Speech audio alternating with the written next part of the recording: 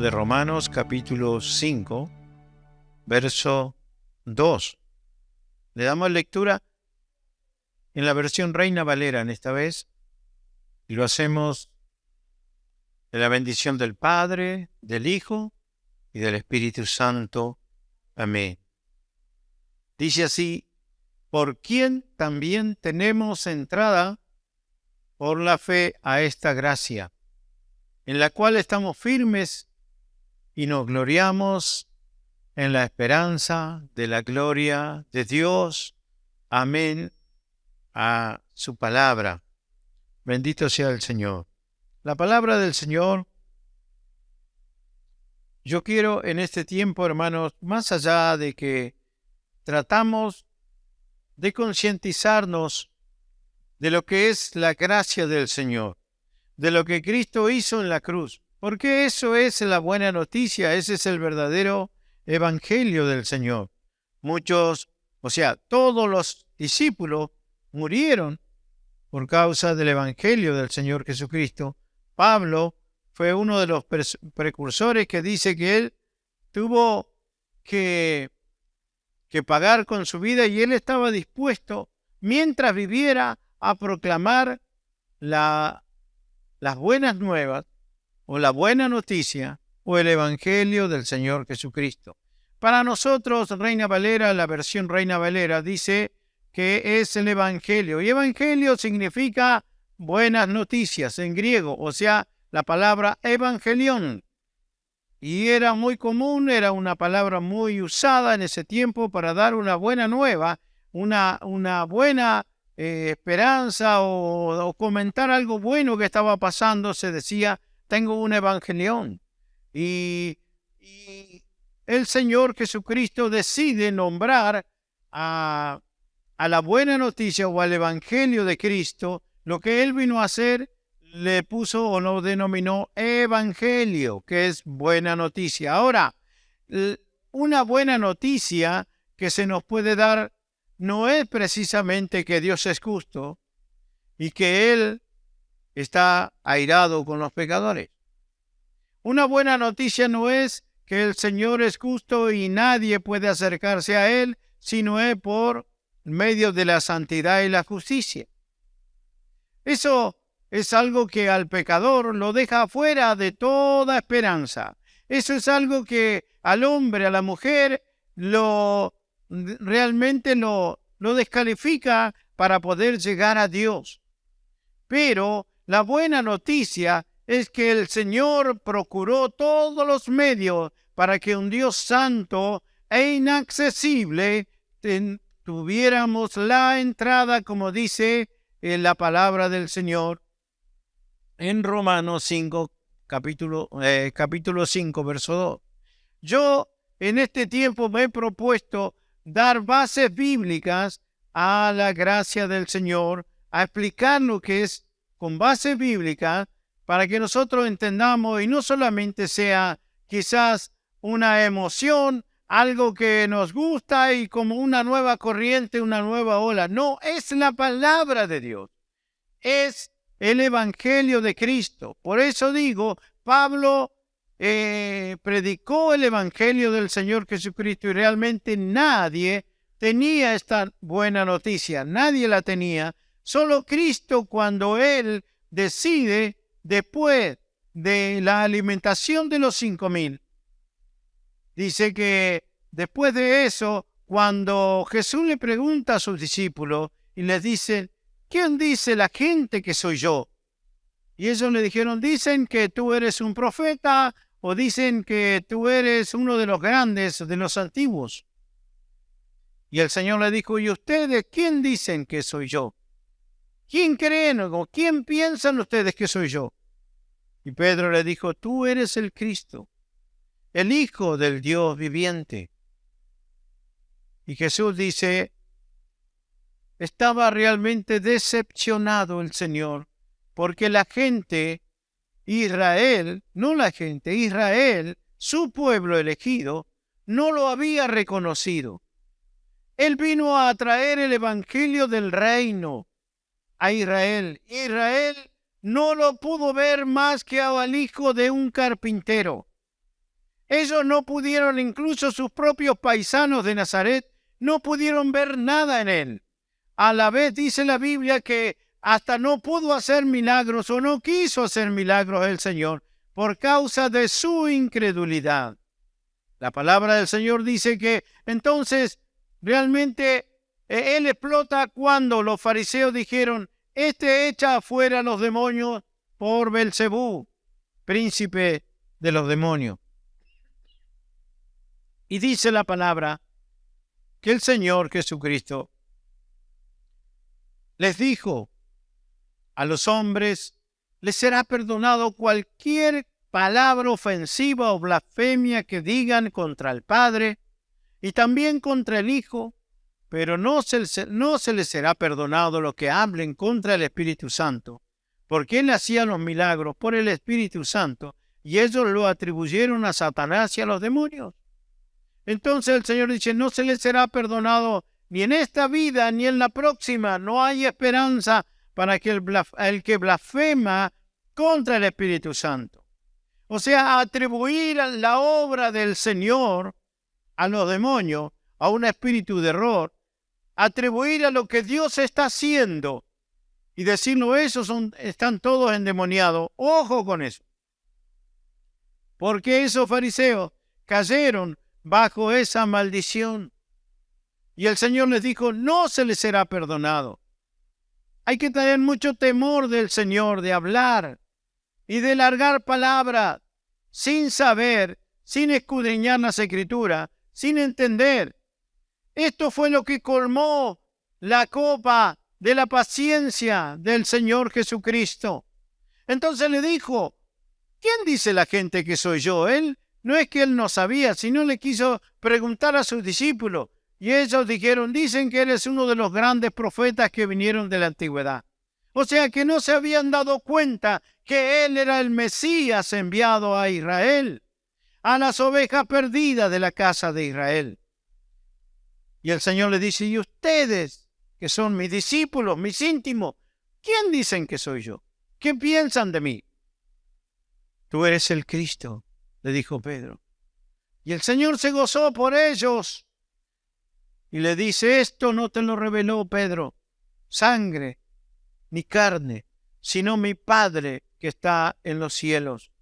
Quiere decir de que lo que el Señor, Él hace es revelarnos, es iluminarnos por medio de la palabra quién es el Cristo, quién es el verdadero Hijo de Dios.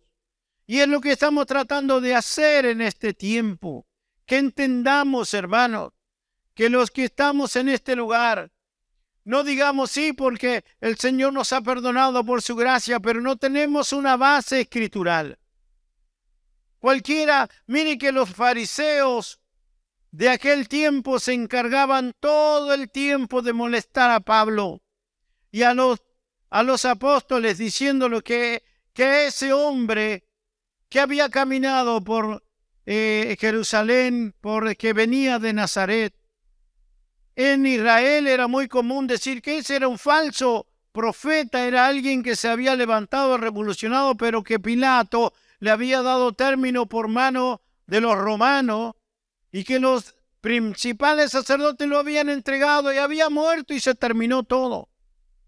Pero Pablo se esforzaba más en decirles que él había resucitado, que él había resucitado, murió, fue crucificado, pero que había resucitado al tercer día.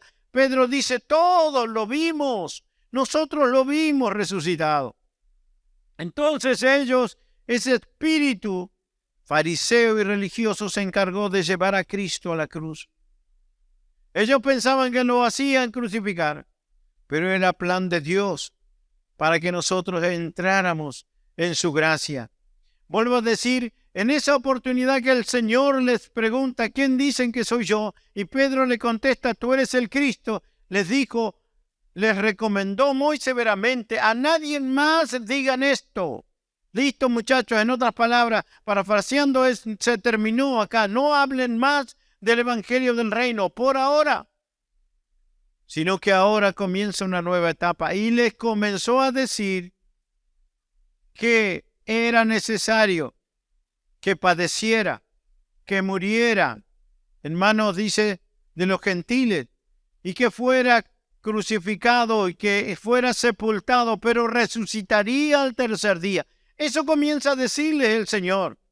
Pedro, cuando escucha eso, le dice: no, Señor, que nunca te acontezca esto. No, no dejes que esto te pase, que te maten, no. Y el Señor le dice: apártate de mí, Satanás. ¿Se acuerdan esa parte? Entonces, era un plan de Dios, un nuevo plan que el Señor tenía para incluir no solo a Israel, sino a todo el mundo. De hecho, se cumplió. El Señor murió. Fue crucificado. Murió. Fue sepultado, pero al tercer día resucitó el Señor. Y aún es caminando entre ellos y apareciéndose a sus seguidores, a los discípulos. Ellos no creían. No podían creer que era el Señor.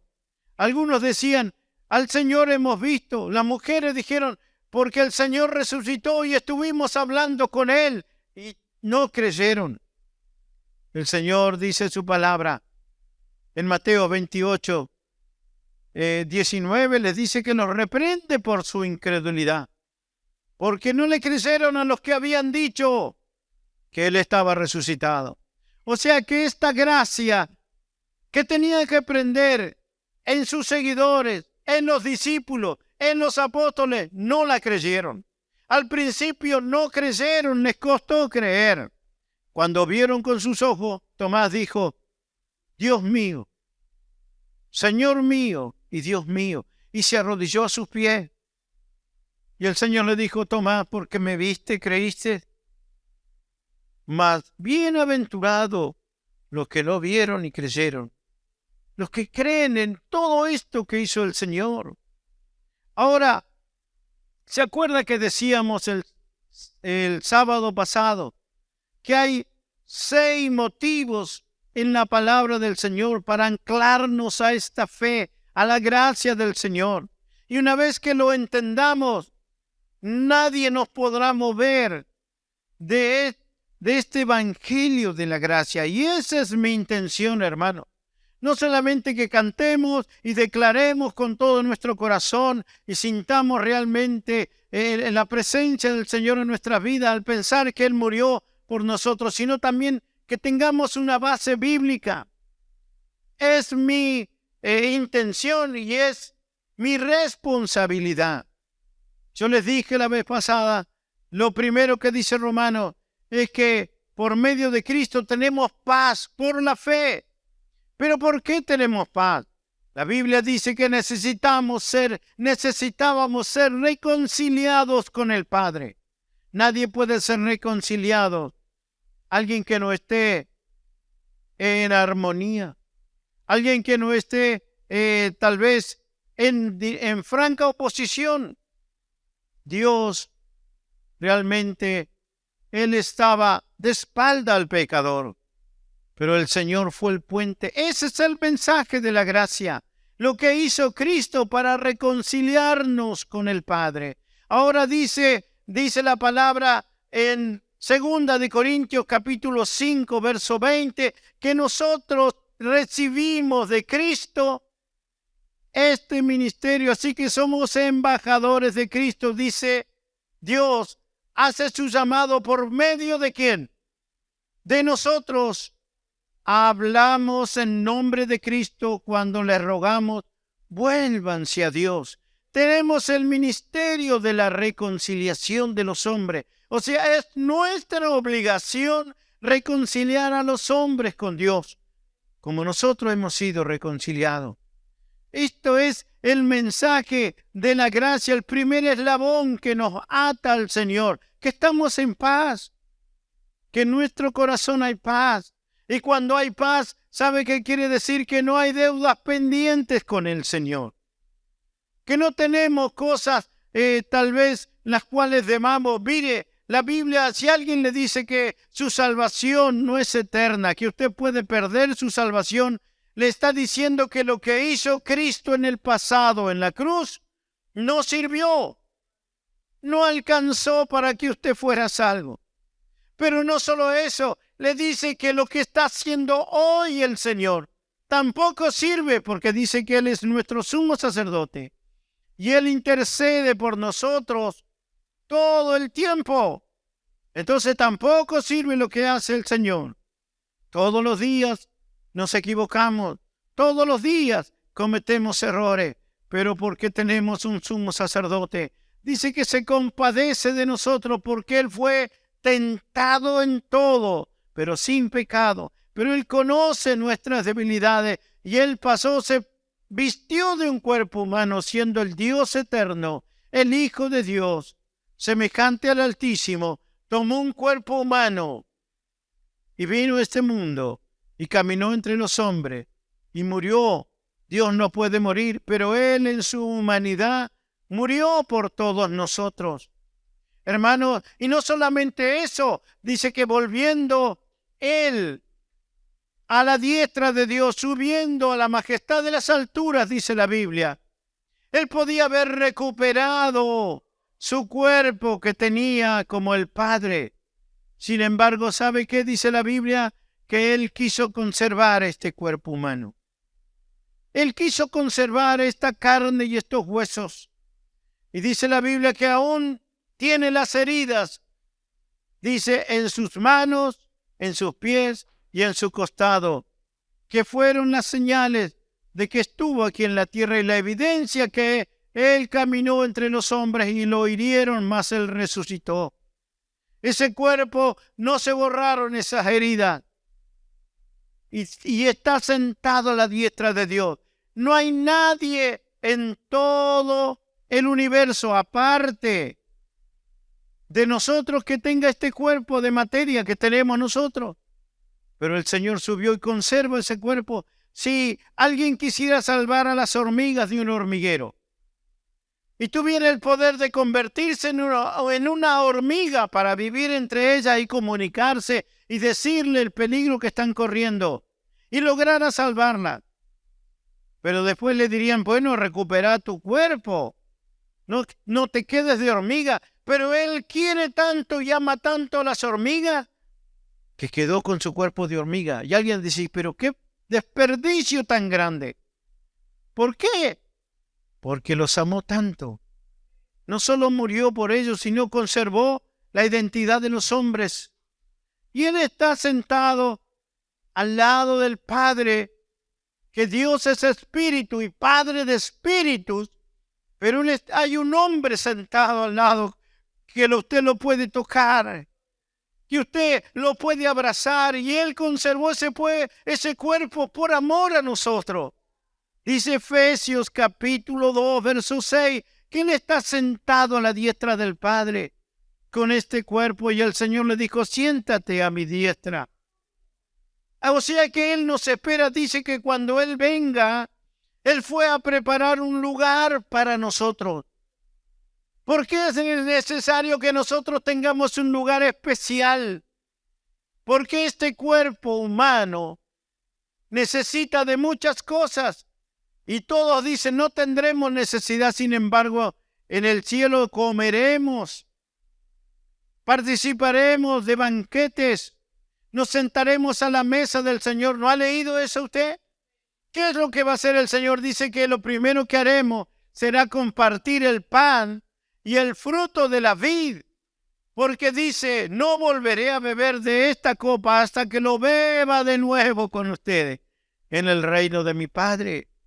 O sea, alguien me preguntaba y yo le decía, si te dijeran, espera caballos que van a venir, te vamos a mandar un montón de caballos, tenés que prepararles un lugar para tenerlo. ¿Qué es lo primero que tiene que hacer? Corrales, donde estén. ¿Qué comida come el caballo? ¿Come asado?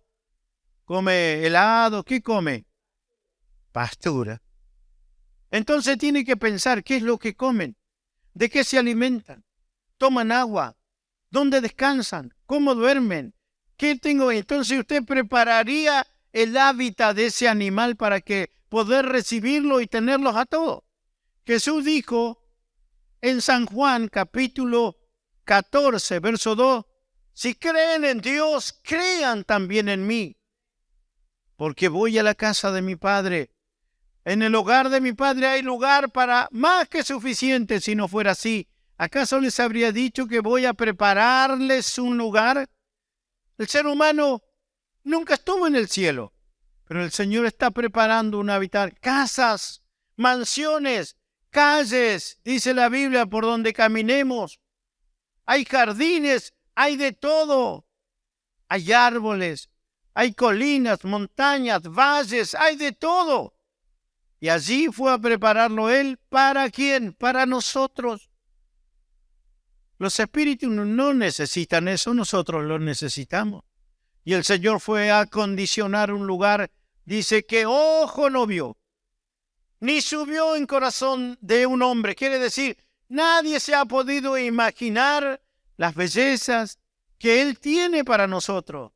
Y Él subió con este cuerpo de hombre, lo vieron que subía, no se despojó, no fue en espíritu.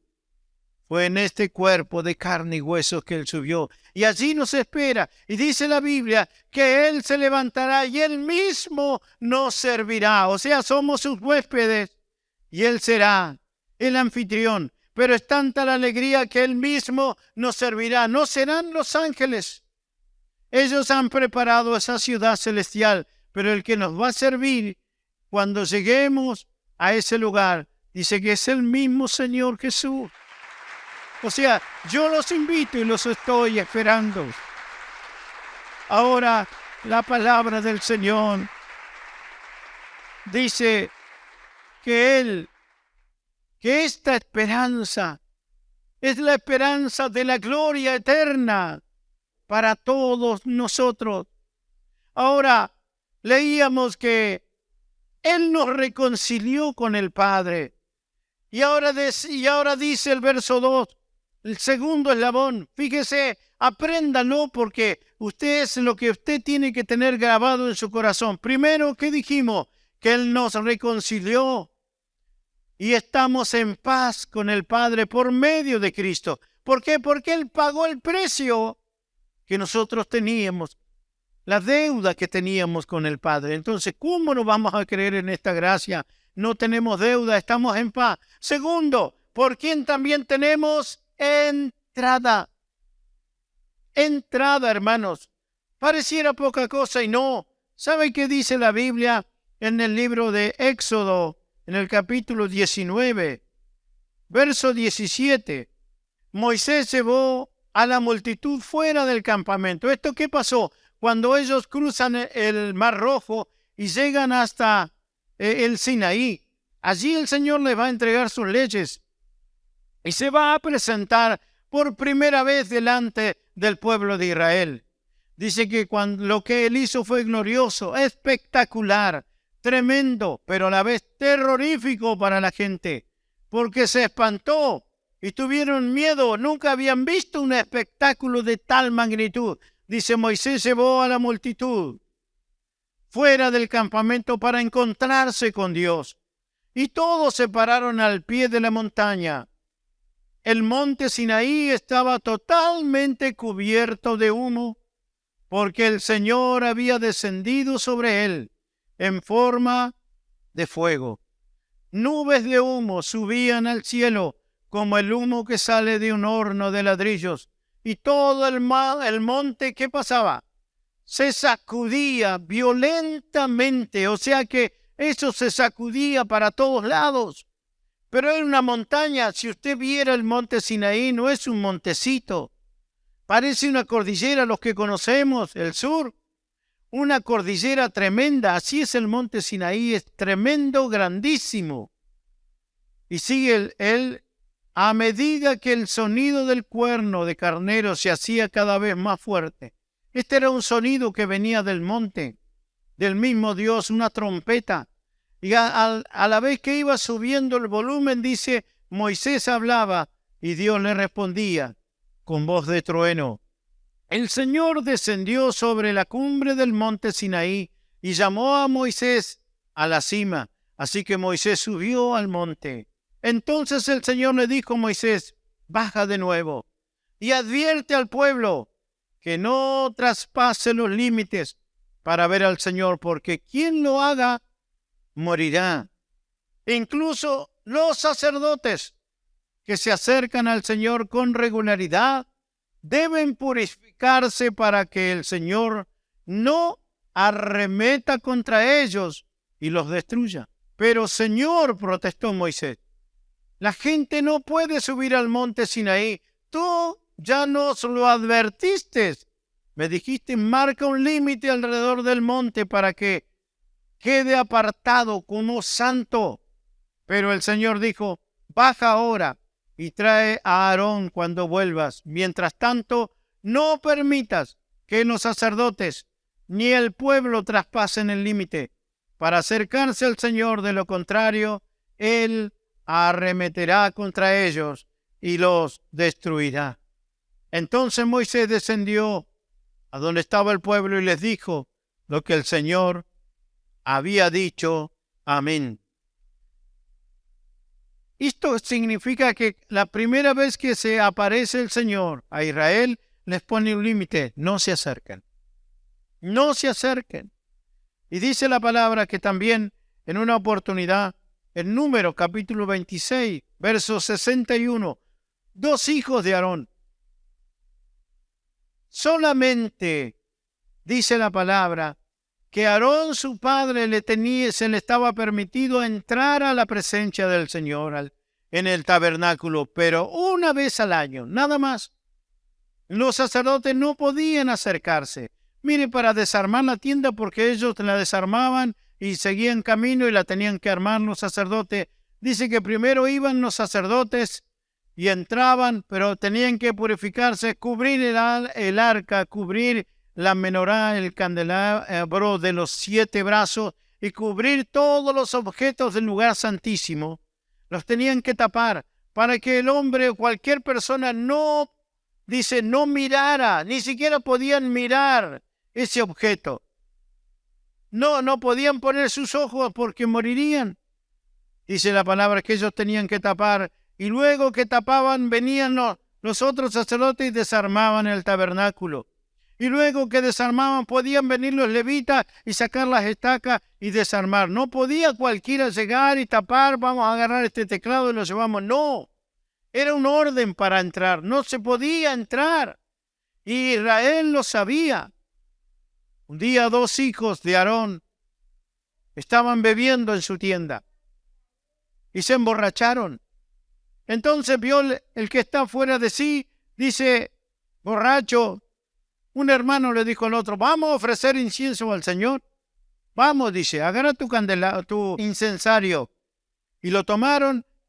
Y Dios había dicho que solo el fuego del altar se podía usar y hacer toda la ceremonia delante del Señor y oficiar delante de Dios. Y ellos tomaron de las brasas de su casa, de su tienda, y sacaron de las brasas y le pusieron perfume aromático y se fueron delante del Señor con su incensario. Yo creo que caminando de un lado para otro porque iban borrachos. No estaban en su sano juicio para entrar. Y llegaron delante del Señor y entraron a ofrecer incienso, borrachos. Dice que salió fuego de la presencia del Señor y los consumió a tal manera que quedaron un bollito de carbón. Y el Señor le dijo, no llores a tus hijos, le dijo el Señor a Aarón. No llores a tus hijos, ni tampoco les des sepultura, sino que locamente han hecho, y ninguno que se acerque al altar no beba vino, no beba sidra, no venga inconsciente, porque puede morir. Era inaccesible, no se podía llegar delante del Señor. Estaba establecido por su palabra. ¿Sabe por qué lo digo? Para que entendamos que esto no es cualquier cosa, que esto no es algo tan sencillo. Lo que hizo Cristo en la cruz le costó mucho y nos abrió un camino a nosotros. Nadie podía acercarse. Israel lo tenía muy encarnado adentro. Ellos sabían que Dios es inaccesible. Nadie puede ir delante de Él. Dice la palabra en el libro de Mateo. Israel sabía que no tenía acceso a la presencia del Señor. Dice la palabra en Mateo 27, versos 50 al 52. Fíjese, cuando Cristo muere en la cruz, Entonces Jesús volvió a gritar, después de las 3 horas de oscuridad que él estaba colgado en la cruz, dice, volvió a gritar y entregó su espíritu. Ahora el 21 dice, en ese momento la cortina, eso que estaba cubriendo el lugar santísimo, dice, la cortina del santuario del templo se rasgó en dos, de arriba a abajo, la tierra tembló, las rocas se partieron en dos. Y el 52 dice, y las tumbas se abrieron, los cuerpos de muchos hombres y mujeres justos que habían muerto resucitaron. Todo eso cuando muere Jesús.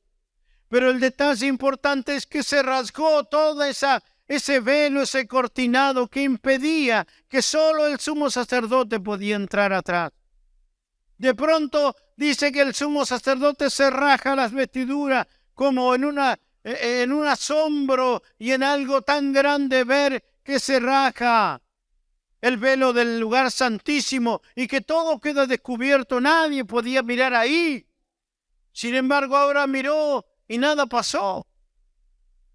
¿Por qué? Porque el Señor abrió literalmente. Él fue un símbolo, ese velo se rajó. Quiso decir que ahora no hay una distancia entre Dios y los hombres por medio de Cristo Jesús.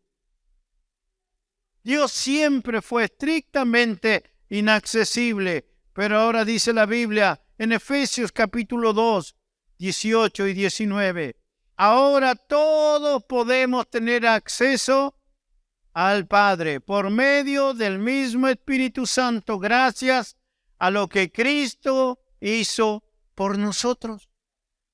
Y así que ahora ustedes los gentiles ya no son unos desconocidos ni extranjeros, son ciudadanos junto con todo el pueblo santo de Dios, son miembros de la familia de Dios.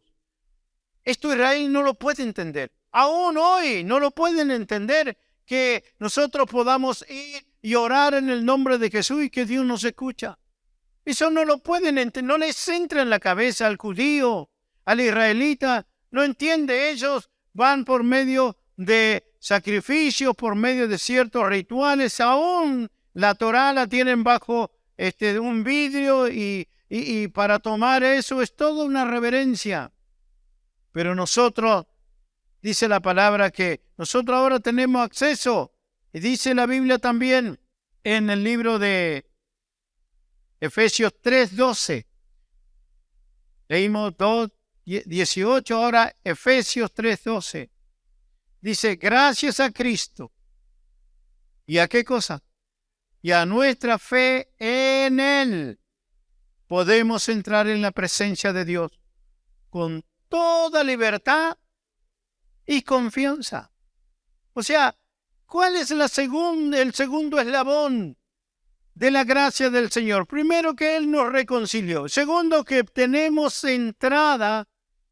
Dice el libro de Hebreos capítulo 4, verso 16. Así que acerquémonos con toda confianza al trono de la gracia de nuestro Dios. Allí recibiremos su misericordia y encontraremos la gracia que nos ayudará cuando más los necesitemos.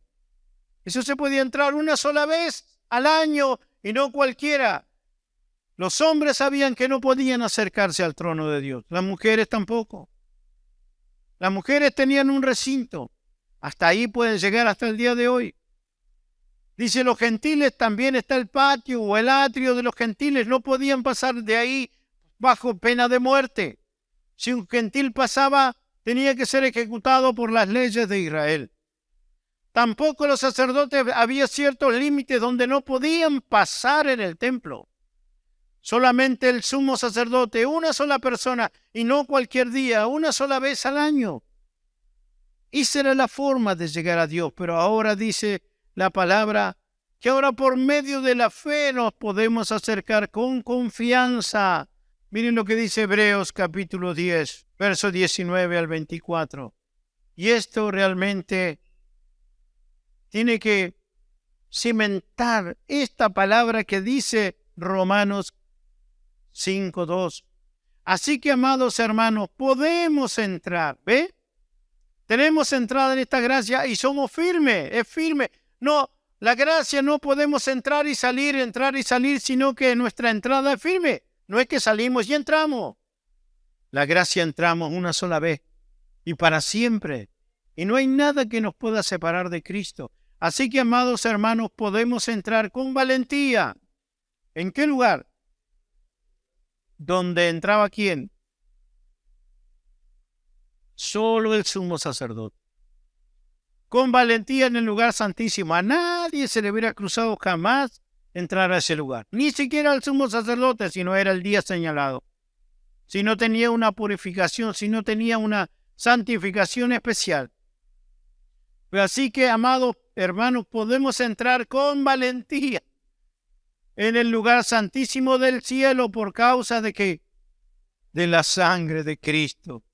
Por su muerte, Jesús abrió un nuevo camino, un camino que da vida a través de la cortina al lugar santísimo, ya que tenemos un gran sumo sacerdote que gobierna la casa de Dios. Entremos directamente a la presencia de Dios con corazón sincero. Esto es para los que tienen sinceridad. ¿Y sabe qué es sinceridad? Es decir, señores, no me vengo haciendo el puro, el puritano. No, con corazón sincero, Señor, tal cual como estoy. Quizá humanamente no merezco nada, pero entro porque tú me dejas entrar con un corazón sincero y con plena confianza en Él. Pues nuestra conciencia culpable, ¿se da cuenta? Ha sido rociada con la sangre de Cristo a fin de purificarnos y nuestro cuerpo ha sido lavado con agua pura. Amén. Hermanos, ¿tenemos entrada a esta gracia? Por eso es que creemos en la gracia del Señor.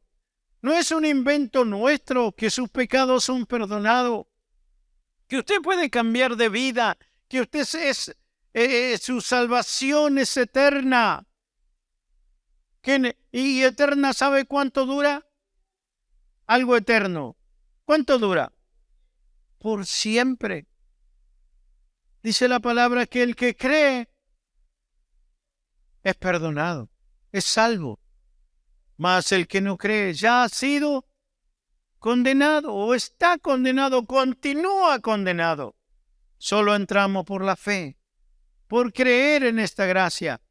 Pero el primer eslabón es, somos reconciliados, ¿verdad? El segundo, tenemos entrada por Cristo, por la fe. Tenemos entrada a la presencia de Dios. Ya no hay alguien que intercede, tal vez un sumo sacerdote, un hombre, una vez al año.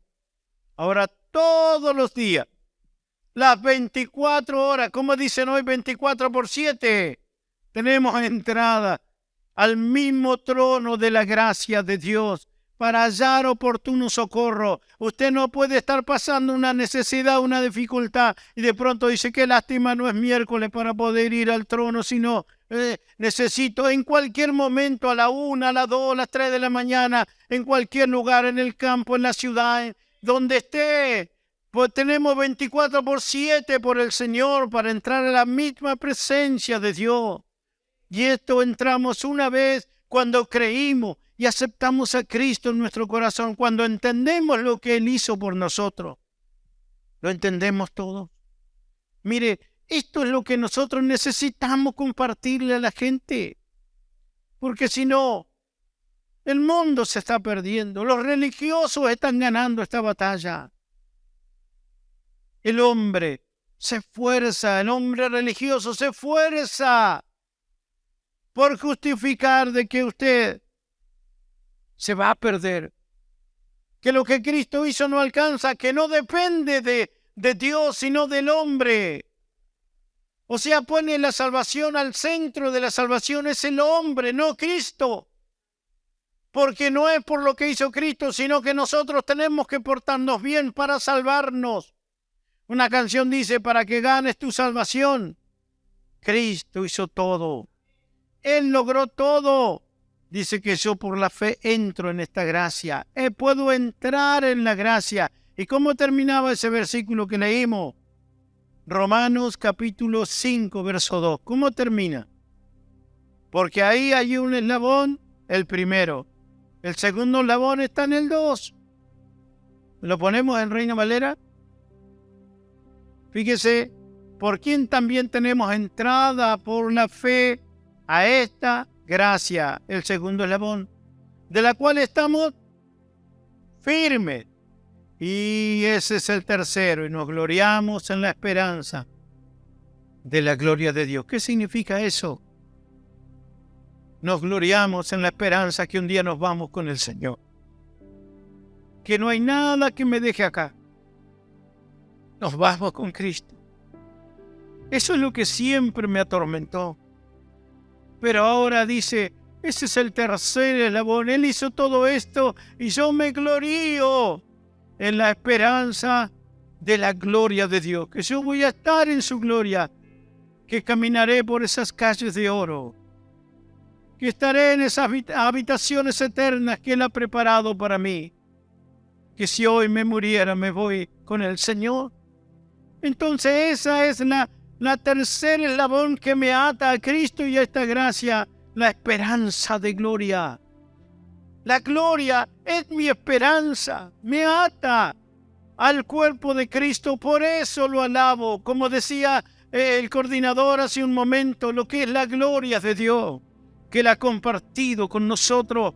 Bueno, esa es la gloria por la cual también dice, yo tengo esperanza, me glorío en la esperanza de la gloria de Dios. O sea que yo me alegro, yo me jacto, me dice que estoy esperando a mi Señor. Y yo me dice, ¿puedo esperar al Señor? ¿A vos te falta mucho? No, lo que me faltaba, lo pagó mi Señor. Bendito es el Señor. Lo que no llego lo puso Él. Y mi pasaje está pago. ¿Cómo no compartirlo con la gente que se pierde? Los que no entienden, lo que no es por la fe, y se procede de mal. Bendito es Dios, mi tiempo se terminó. Inclinamos nuestro rostro, vamos a orar, a darle gracias al Señor. Padre, gracias por esta entrada y por la esperanza de gloria, Señor. Cristo es la esperanza de gloria. Gracias, Señor, por eso. Tu palabra dice que tú eres la esperanza de gloria, Señor. Bendito sea para siempre. Porque en ti están todas las promesas para nosotros. ¿Quién podrá separarnos de tu amor, Señor? Ni problemas que tengamos, ni cosas que hagamos, porque no depende de nosotros. Hemos depositado toda nuestra fe en ti. Es tu justicia la que nos envuelve, Señor. Nos hemos vestido de tu justicia y entramos a ese lugar santísimo por tu justificación. Tú nos invitas cada día. Lo que Israel no podía hacer, Señor, lo que los hombres de la antigüedad nunca pudieron, para los que creemos en Cristo, los que hemos recibido este evangelio de gracia, podemos entrar todos los días, a cada hora, 24/7. Podemos entrar a ese trono, a esa misma presencia del Padre por medio de Cristo, por la fe. Gracias, Señor. Bendito sea para siempre, Señor, y te esperamos. Maranata. Dios les bendiga. Dios les bendiga.